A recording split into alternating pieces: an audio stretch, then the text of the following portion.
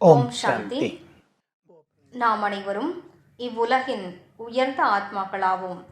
நாம் இந்த நினைவிலேயே நான் மிக உயர்ந்தவனாவேன்.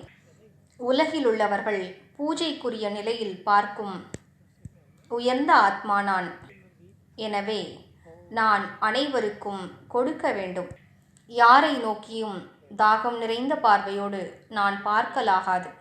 தனக்குத்தான் இந்த நல்ல நினைவை ஏற்படுத்திக் கொள்வோம். நான் மிக உயர்ந்தவனாவேன். நான் ஹீரோ நடிகனாவேன். இந்த படைப்பில் ஆரம்பத்திலிருந்து கடைசி வரையிலும் எனக்கு உயர்ந்த பாகம் கிடைத்திருக்கிறது. சத்யுகம் திரேதாயுகத்திலும் நான் உயர்ந்த நடிகனாக இருந்தேன். துவாபர கலியுகத்திலும் சிறந்த பாகத்தை ஆற்றியிருக்கிறேன்.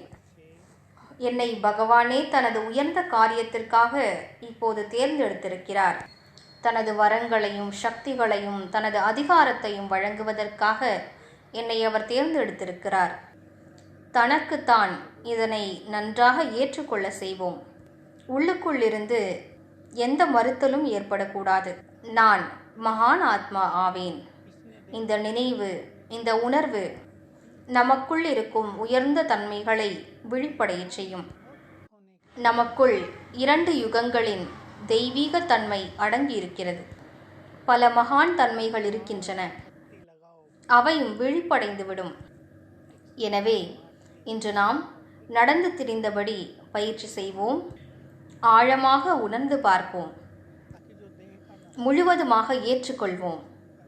அதாவது நான் மிக உயர்ந்தவனாவேன். இந்த விஷயத்தின் ஆழத்திற்கு செல்வோம். எனது ஜொலிப்பு உலக ஆத்மாக்களுக்கு பரவிக்கொண்டிருக்கிறது. சுயம் பகவானுடைய பார்வை என் மீது இருக்கிறது. மீண்டும் அவர் மனிதனிலிருந்து என்னை தேவதையாக ஆக்க வந்துவிட்டார். நான் மிக உயர்ந்தவனாவேன். இதனை மீண்டும் மீண்டும் நினைவிற்கு கொண்டு வருவோம். மேலும் பிறரை பார்க்கும் போதும் இவர்கள் உயர்ந்த ஆத்மாக்கள் என்று பார்ப்போம். யார் அவ்வாறு இல்லையோ அவர்களையும் அவ்வாறு நாம் ஆக்க வேண்டும். இந்த ஒரு நல்ல மனப்பான்மையானது நமது உயர்ந்த தன்மையை மேலும் அதிகரித்துவிடும். பிறரது தீய குணங்கள், குறைபாடுகளை பார்த்து அவர்கள் மீதான நல்ல பார்வையை நாம் மாற்றிவிடக்கூடாது. இது மிகவும் கவனம் செலுத்த வேண்டிய விஷயமாகும். ஏனென்றால் எப்போது மனிதர்கள் பிற மனிதர்களுடைய தீய குணங்களை பார்த்து விடுகிறார்களோ அப்போது அவர்கள் மீதான பார்வை மாறிவிடுகிறது. ஆனால் நமது பார்வை எவ்வாறு இருக்க வேண்டுமென்றால், இவர்களும் தேவகுலத்தின் ஆத்மாக்கள் ஆவார்கள். இவர்களும் பகவானுடைய குழந்தைகள் ஆவார்கள். இவர்களுக்கும் நன்மை ஏற்படட்டும். இவர்களும் சுயத்திற்குள் நிறைந்திருக்கக்கூடிய தேவத்துவத்தை கண்டறியட்டும். இவர்களும் முன்னேறட்டும். இவர்களுக்கும் சுகம் கிடைக்கட்டும். இவர்களும் பரமாத்மாவை சந்திக்கட்டும். இவர்களது தீமையும் இவர்களை விட்டு செல்லட்டும்.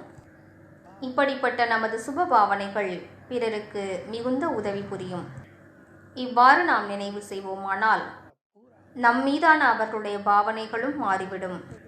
நாம் யாரை மோசமானவர் என்று நினைக்கிறோமோ அவரும் நம்மை மோசமானவர் என்றே நினைப்பார்.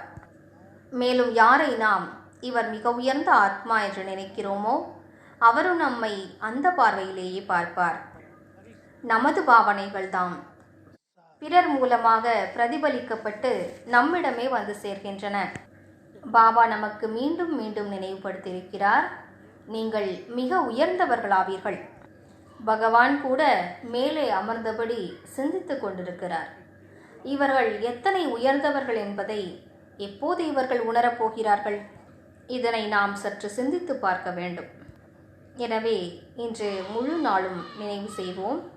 நான் ஒரு மகான் ஆத்மா ஆவேன். மேலும் நமது தேவ சுரூபத்தை முன்னிலையில் வைப்போம். இதுவே எனது உண்மையான உயர்ந்த சுரூபமாகும். பூஜைக்குரிய சுரூபம், தெய்வீகமான சுரூபம், இது நான் ஆவேன். இப்படிப்பட்ட நல்ல உணர்வினை மீண்டும் மீண்டும் தனக்குத்தான் ஏற்படுத்திக் கொள்வோம். அப்போது நமது சம்ஸ்காரங்களில் தெய்வீக தன்மையும் அதிகரித்து கொண்டே செல்லும். ஓம் சாந்தி.